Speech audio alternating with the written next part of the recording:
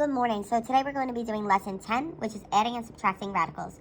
So first, I have a do now, so I'd like you to simplify the radicals in the do now and pause this video and then come back when you are ready to check your answers. So looking at our do now, question number 2, we need to simplify the square root of 180. So the largest perfect square we can divide that by is 36. So we end up with the square root of 36 and the square root of 5. I simplify my square root of 36 into 6, radical 5, and then I have that 2, so I need to multiply that 2. 2 times 6 gives me 12, and then I have radical 5. Question number 2. I have negative radical 45, and remember that negative means there's an invisible negative 1 there, so it's really negative 1 times radical 45. So then, I simplify radical 45 into 9 and 5, because 9 is the largest perfect square that you could divide it by. Simplify the square root of 9 to give me a 3. And I have negative 1 times 3, radical 5. And then that gives me negative 3, radical 5. So today we're going to work on adding and subtracting radicals. In order to add or subtract radicals, you must have like radicals.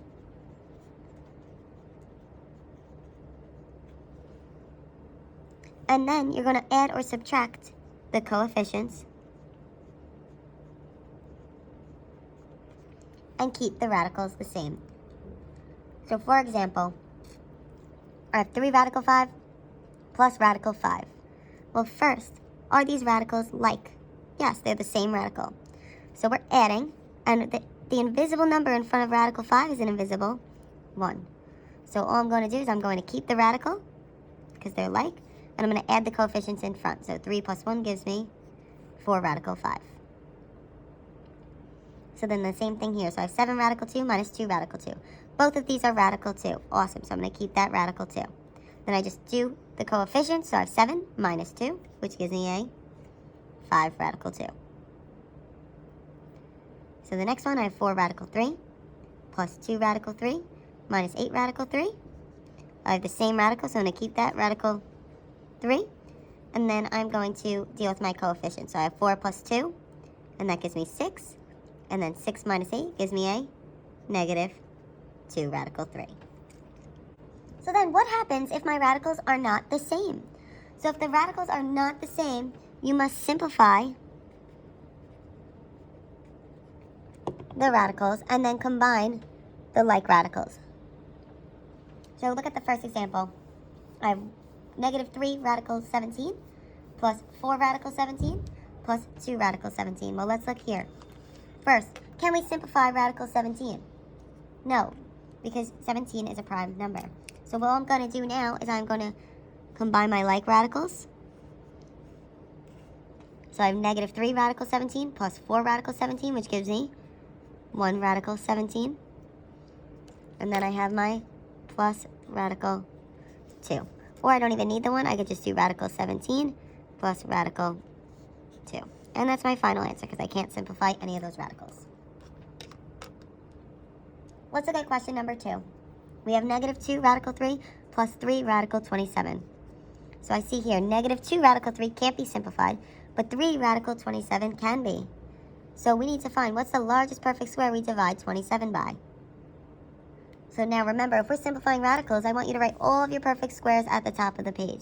So we're going to write all of our perfect squares up here so that it makes our life easier when we are simplifying radicals.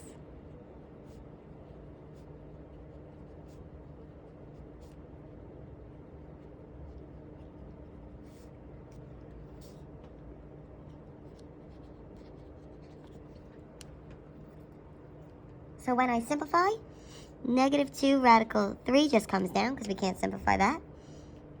Then plus, here I have the square root of 27. So I bring down my 3. The square root of 27, my largest perfect square is square root of 9. And the square root of 3. So then that ends up, I could simplify that 9. So it becomes 3 times 3 radical 3.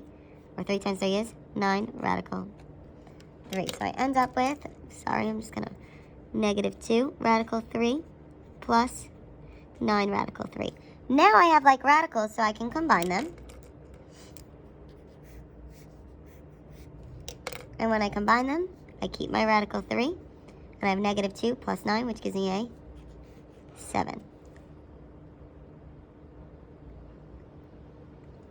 So let's look at number 3. So for number 3, we have 2 radical 6 minus 2 radical 24.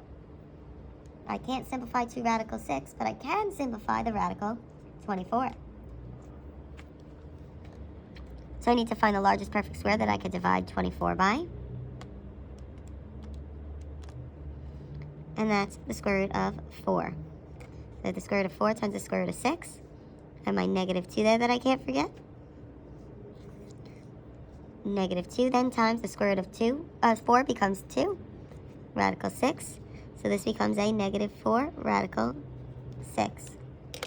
So I end up doing 2 radical 6 minus 4 radical 6. And when I subtract those, I have like radicals, so I keep my radical 6. 2 minus 4 gives me a negative 2.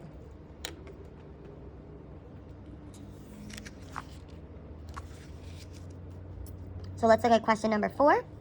I have negative the radical 12 plus 3 radical 3. I can simplify radical 12. So the largest perfect square that you can divide 12 by is a 4. So I have 4 and 3. And don't forget about that negative 1 in front. So I have negative 1 then times the square root of 4 is 2 radical 3. So that ends up being negative 2 radical 3. Then I have plus 3 radical 3. I have like radicals, so I keep that radical 3. And negative 2 plus 3 is a 1. So I could just leave it as radical 3. Or if you wanted, you could write 1 radical 3. It was the same thing. Alright, so now if you flip the page, I'd like you to try examples 5 through 8 on your own, and then come back to check. So now if we're looking at question 5, we had to simplify the square root of 8 into the square root of 4 and 2. We multiply 8 times 2, gets 16 radical 2. Then I have the plus 3 radical 2, and I end up with 19 radical 2. Number 3, I have negative 3 radical 20 minus radical 5. I simplify the radical 20 into negative 3, and then I have the radical 4, radical 5. Square root of 4 is perfect square, simplifies to 2.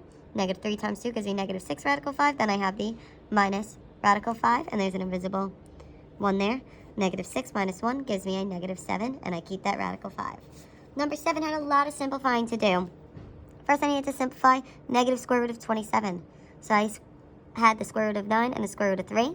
Square root of 9 simplifies to 3, so I have negative 1 times 3, which gives me a negative 3, and I keep that radical 3. Negative 3 radical 45, I need to simplify radical 45, and that's 9 and 5. Square root of 9 becomes a 3, so negative 3 times 3 gives me negative 9, and then I keep the radical 5. Minus the square root of 20, so I have a negative 1 there in front of that. Square root of 20 gets simplified by the square root of 4 and the square root of 5.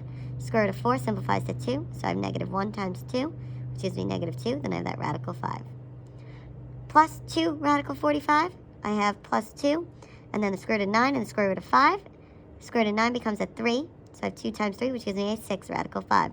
Then I need to combine my like radicals, so I combine all of the radical 5s there. So I have negative 3 radical 3 stays the same, and then I keep the radical 5, and I have negative 9 minus 2 plus 6, which gives me a 5 radical 5. Number 8 had a lot of simplifying as well. I had negative 3 radical 45 that needed to be simplified, so I had negative 9 I had the square root of 9 and the square root of 5. So negative 3 times the square root of 9 simplifies to 3, and that gives me negative 9 radical 5. I had 2 radical 12, so I have 2, the radical 12 simplifies to radical 4 and radical 3, which then becomes 2 times 2 radical 3, which gives me 4 radical 3. 3 the square root of 6 is already simplified, so I just bring that down. And then minus 3, the square root of 20, I simplify into 4 and 5, which becomes negative 3 times 2 radical 5, or minus 6 radical 5. Then I simplify my like radicals, so I simplify negative 9 radical 5 and negative 6 radical 5, and I end up with 4 radical 3 plus 3 radical 6 minus 15 radical 5. If you have any questions, please comment them on this video or in the Google Classroom, and complete practice worksheet number 10.